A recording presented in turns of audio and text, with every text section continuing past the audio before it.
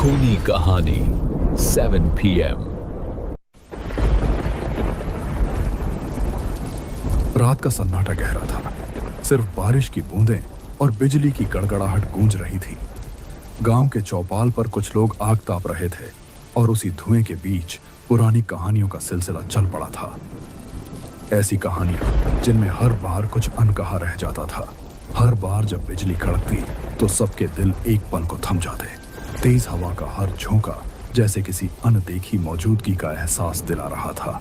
आग की धीमी रोशनी में उनके चेहरे कभी साफ दिखते तो कभी अंधेरे में खो जाते, और उसी उजाले अंधेरे के बीच सबके मन में एक अनकहा डर गहराता जा रहा था। काका, मेरे पिताजी हमेशा कहते थे, हमारे गांव में कई लोगों के साथ छलावा हो चुका है।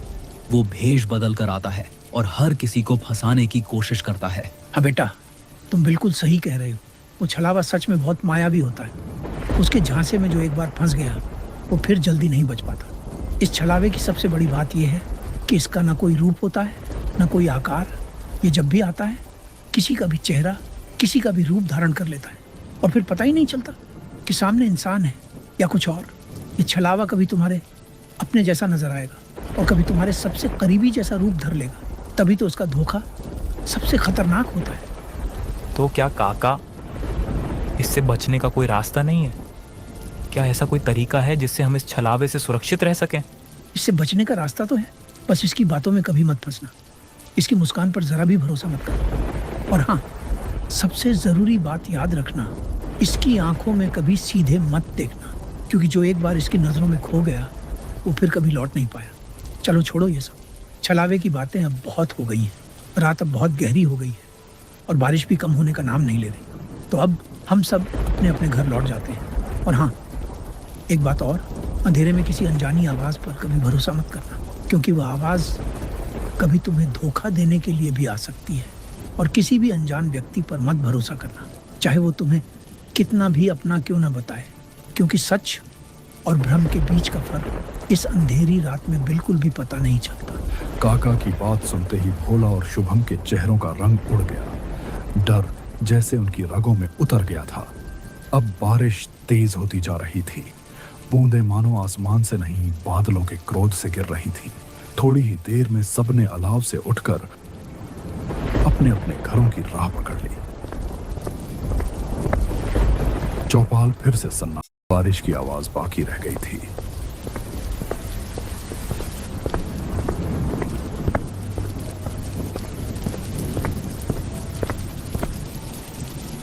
आज बहुत भयंकर बारिश हो रही है। हरिया काका की बातें भी बहुत डरावनी लग रही थी। सच कहूं तो मेरे दिल में अजीब सा डर बैठ गया है। हाँ, आप बिल्कुल सही कह रहे हैं। हरिया काका की बातें हमेशा सच होती हैं। कहा जाता है कि ऐसे मौसम में बाहर नहीं निकलना चाहिए। फिर भी जो भी हो, हमें हर कदम पर पूरी सावधानी बरतनी होगी। भोला अपनी पत्नी से बातें वो कर ही रहा था कि अचानक किसी ने दरवाजे पर जोर से दस्तक दी।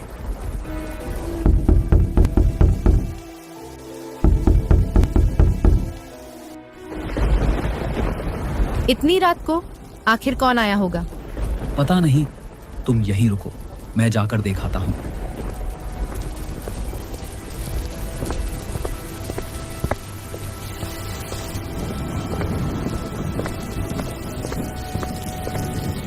भोला जब बाहर आया तो उसने देखा शुभम वहीं खड़ा था। चेहरा डर से सफेद और हाथ पांव कांप रहे थे और पूरी तरह बारिश में भीग चुका था। भोला, जल्दी चल। हरिया काका की तबीयत अचानक बहुत ज्यादा खराब हो गई है। हमें तुरंत उनकी मदद करनी होगी। क्या कहा हरिया काका? अभी तक तो हरिया काका बिल्कुल ठीक थे, तो फिर अचानक क्या हुआ हरिया काका को? पता नहीं, थोड़ी देर पहले मैं उनके घर के पास से गुजर रहा था तो अचानक उनकी चिल्लाने की आवाज़ सुनाई दी। अंदर जाकर देखा तो हरिया काका ज़मीन पर बेहोश पड़े थे और सांस लेने में उन्हें बहुत मुश्किल हो रही थी। हमें तुरंत वैद्य जी को बुलाना होगा। वैद्य जी वहीं रहते हैं, पास वाले जंगल के पास। ठीक है शुभम, तू चिंता मत कर, तू यहीं रुक, मैं तेरे साथ चलता हूँ। सुमन, तुम घर पर ही रहना, मैं अब भी आता हूँ वैद्य जी के पास होकर। मगर भोला जी, इतनी रात को इस तूफानी बरसात में, और वो भी जंगल के रास्ते से जाना, यह तो बेहद खतरनाक हो जाएगा। तुम इतनी चिंता मत करो, मैं अकेला नहीं जा रहा, शुभम भी मेरे साथ है। हम बस थोड़ी देर में वैद्य जी के पास जाकर वापस लौट आएंगे।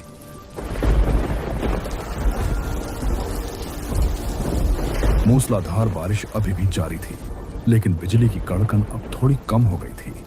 हवा फिर भी तेजी से चल रही थी। भोला और शुभम भीगते हुए धीरे धीरे आगे बढ़ रहे थे।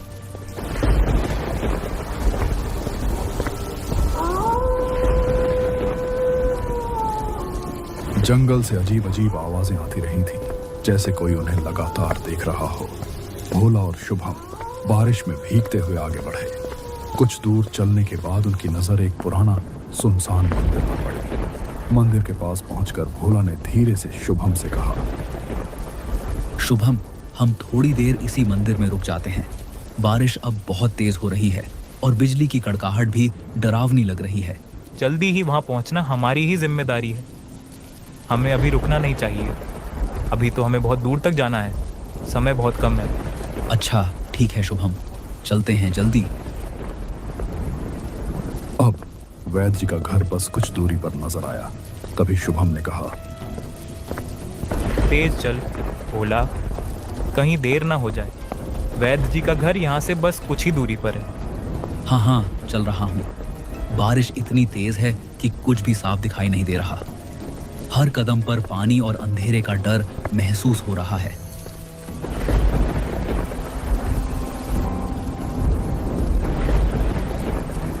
भोला, चलो हम दोनों इस गुफा में रुक जाते हैं। बारिश अब बहुत तेज हो रही है और इस गुफा में रुकना शायद सबसे सुरक्षित रहेगा, नहीं तो हम भी कहीं बीमार पड़ सकते हैं। अरे लेकिन शुभम, अब अचानक उस गुफा में रुकने की क्या जरूरत है? वैद्य जी का घर भी ज्यादा दूर नहीं है। शुभम, हमें यहाँ रुकना नहीं चाहिए। कहीं हरिया काका की तबीयत और ज्यादा खराब ना हो जाए। तुम्हारी बात सही है भोला, लेकिन देखो बारिश कितनी तेज हो रही है। बस कुछ ही देर की बात है और जैसे ही बारिश रुकेगी हम आगे बढ़ जाएंगे। इस समय आगे बढ़ना खतरनाक होगा। भोला ने ध्यान दिया कि शुभम की आवाज में अचानक बदलाव आ गया था। पहले जहां वह डर से कांप रहा था, अब उसकी बातों में अजीब सी शांति और ठहराव था।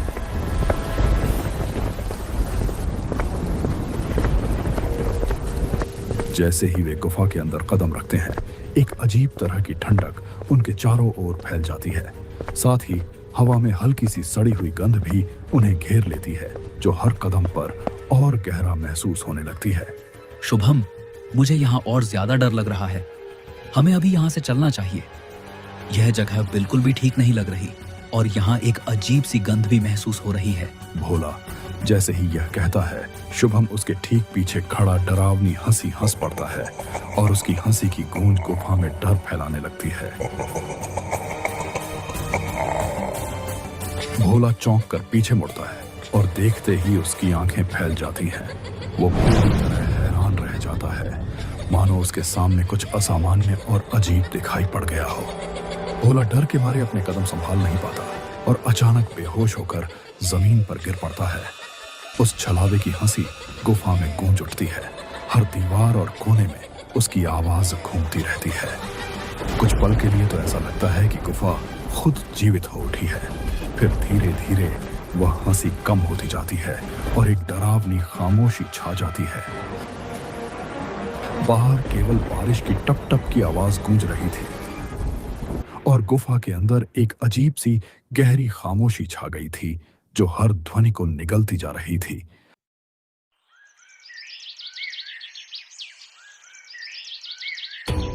अगली सुबह जब कुछ गांव वाले गुफा के पास से गुजर रहे थे, उनकी नजर अचानक कुछ अजीब चीज पर पड़ी। गुफा के अंधेरे में भीगी हुई मिट्टी पर भोला बेहोश पड़ा था। उसकी हालत देखकर सबके होश उड़ गए। गांव वाले जल्दी से भोला को उठाते हैं और घबराहट में उसे उसके घर की ओर ले जाते हैं। सुमन भाभी, भोला, हमें पास वाली गुफा है ना, उसमें हमें भोला में बेहोश मिला, पर कोई नहीं जानता कि भोला वहां कैसे पहुंच गया। लेकिन भगवान का शुक्र है कि भोला को कुछ नहीं हुआ। लेकिन भाभी, भोला उस गुफा कैसे गया? क्या आपको इसके बारे में कुछ पता है? लेकिन इन्हें क्या हुआ? और शुभम कहाँ है? वो भी तो इनके साथ गया था। क्या शुभम भी घायल है? भोला की खबर सुनते ही शुभम घबराहट में वहां पहुंचता है। उसके कदम तेज थे और चेहरे पर बेचैनी साफ झलक रही थी। सुमन भाभी, भोला को क्या हुआ? मैंने गांव वालों से सुना कि वह पास वाले जंगल की गुफा में बेहोश पड़ा मिला था, और अब भोला तो ठीक है ना? अरे शुभम, तुम ये क्या कह रहे हो?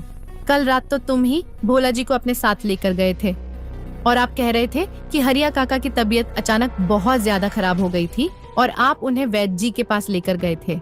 ये आप क्या कह रही हैं सुमन भाभी? मैं तो रात को अपने घर में सो रहा था।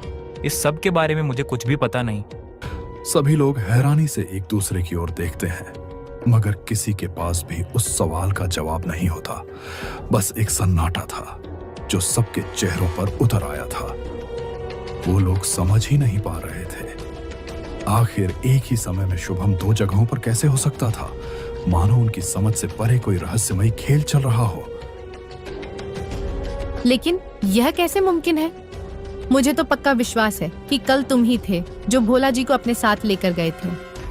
ये जरूर उसी छलावे का काम है जिसके बारे में कल रात हरिया काका हमें बता रहे थे। हे भगवान, उस छलावे ने तो खुद हरिया काका को ही अपना शिकार बना लिया। शुभम की बात सुनकर भोला के होंठ हिले। वो कुछ कहने की कोशिश कर रहा था, पर उसकी आवाज जैसे गले में ही अटक गई हो।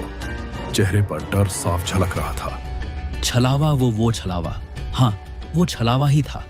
भोला ये कह ही रहा था कि तभी अचानक एक गांव वाला हांफता हुआ वहां आ गया। उसकी सांसें तेज चल रही थीं और डर से कांपती हुई आवाज में उसने कहा, अरे भोला, तुम्हें क्या हो गया? तुम उस गुफा में कैसे बेहोश हो गए थे? और हरिया काका, वह भी तो अब नहीं दिख रहे। जब मैं तुम्हें देखने आया तो हरिया काका के घर भी गया, लेकिन वहां कोई नहीं था। उनका दरवाजा खुला हुआ था, जैसे कोई अचानक ही गायब हो गया हो। जब मैंने पड़ोसियों से पता किया तो वो भी कहीं दिखाई नहीं दिए। सुमन और बाकी गांव वालों के चेहरों पर डर और खामोशी साफ झलक रही थी, जैसे किसी अनदेखे साए ने सबकी रूह को छू लिया हो। इधर भोला की तबीयत भी ठीक नहीं लग रही थी। उसका चेहरा पीला पड़ चुका था और हर सांस के साथ उसकी परेशानी और बढ़ती जा रही थी।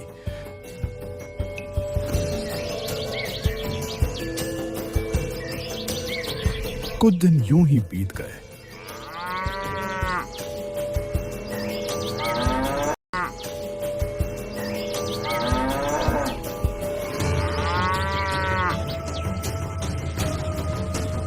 अब भोला तो ठीक हो चुका था, लेकिन उसकी आंखों में उस रात का डर अब भी साफ झलक रहा था और हमेशा के लिए उसके सीने में वो डर बस चुका था। उस रात के बाद से हरिया काका भी कहीं नजर नहीं आए।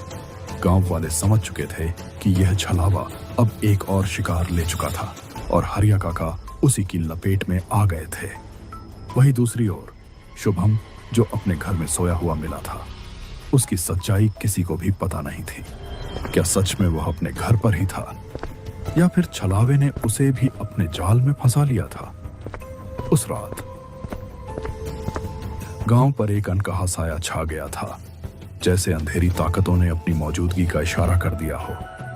छलावा आज भी उसी जंगल में भटकता है और गांव का कोई भी व्यक्ति रात के समय उस जंगल से गुजरने की हिम्मत नहीं करता। कई लोग तो बस उसकी ओर देखने से ही कांप उठते हैं। गांव के बुजुर्ग लोग सबको उस छलावे की कहानी सुनाते हैं और यह समझाने की कोशिश करते हैं कि कभी-कभी सबसे करीबी चेहरा भी सिर्फ भ्रम हो सकता है। बुजुर्ग उस छलावे की कहानी इसलिए सुनाते हैं ताकि गांव का कोई भी व्यक्ति उस जंगल की ओर ना जाए, क्योंकि जो भी वहां कदम रखता है वह लौटकर वापस नहीं आता। इस कहानी से बस यही सीख मिलती है, कभी भी दिखावे और भ्रम में बहो मत। कभी कभी सबसे करीबी चेहरा भी सिर्फ भ्रम हो सकता है और जो एक बार उसके जाल में फंस जाता है वह कभी वापस नहीं आता।